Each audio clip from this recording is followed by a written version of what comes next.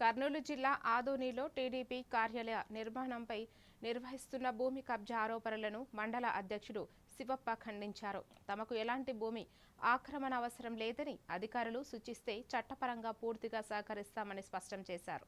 Party కార్యాలయం, పశు ఆసుపత్రి నిర్మాణం గ్రామీణాభివృద్ధి కోసమేనని పేర్కొంటూ వాస్తవాలు తెలుసుకుని మాత్రమే వార్తలు ప్రచారం చేయాలని మీడియాను కోరారు. ప్రసాద్ రెడ్డి కొడుకు చేసేది కబ్జా. అది ఏమే, నువ్వు కొనింటావు ప్లాటు, నువ్వు కొనిన ప్లాట్ ఈ సర్వే నెంబర్ మార్చి కొత్త రికార్డు ఇస్తాడు. ఆయన వాల్యూ లేదాడు సర్వే ఆ ప్లాటు, వీడి వాల్యూ ఉంటుంది.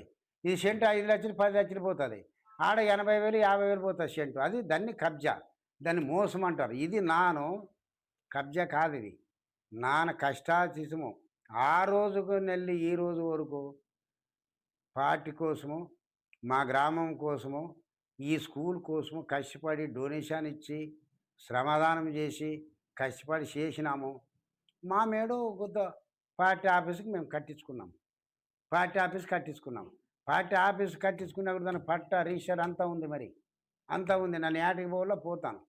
ఇప్పుడు నానిచ్చిన సర్వే నంబర్లను క్లీన్ చేపియాల. గౌరవనీయుల కలెక్టర్ గారు కానీ, ఎంఆర్ఓ గారు కానీ, మీనాజీ నాయుడు దృష్టికి తీసుకుపోతాను, ఎమ్మెల్యే గారి దృష్టికి తీసుకుపోతాను, కూటమి నాయకుల దృష్టికి తీసుకుపోతాను.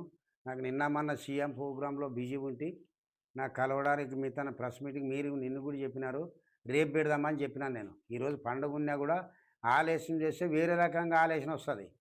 దయచేసి మొగోండ్లక్క కట్టేనేడు ఆఫీసు, పెంటోండ్లక్క నన్ను ఆక్రమించుకొని ఎవడో పట్టుకునింది గవర్నమెంట్ ప్లేసు, గ్రామ కంఠానికి సంబంధించిన దాంట్లో కట్టేనే. మీసు మీద నిమ్మకాయ వేసుకొని తిరుగుతాను, మరి తల వంపే పని చేయను పార్టీకి కానీ నా కార్యకర్తలకు కానీ. అవన్నీ క్లీన్ చేయని, అవన్నీ క్లీన్ చేయని. నా ఎంతకు నా రిజైన్ చేసి రాసిస్తాం. నాకు ఏది ఒక సెంట్ అవసరం లేదు నాకు.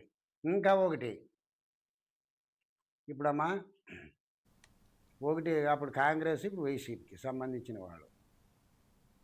విశాఖ జిల్లా భీమిలి